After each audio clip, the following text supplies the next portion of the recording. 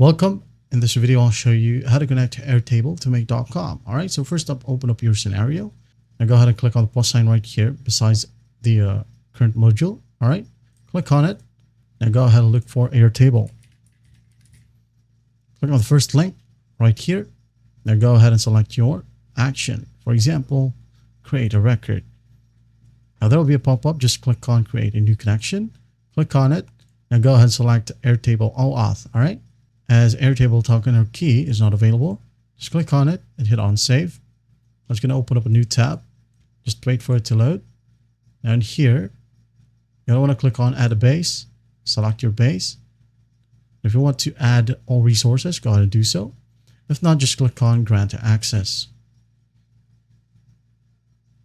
And once that's done, as you can see here, it is now verifying. Wait for it to load. And it's going to need you to add your base. Select the base once more. Smart links, if you want to include smart links, go ahead and hit on yes.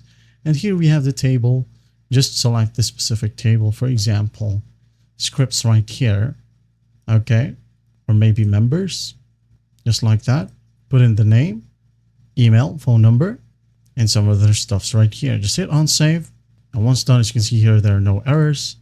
That means that it is connected. All right. Once you have your scenario set up, you can go ahead and click on run once and you're good to go. I hope this video helps, and I'll see you in the next one.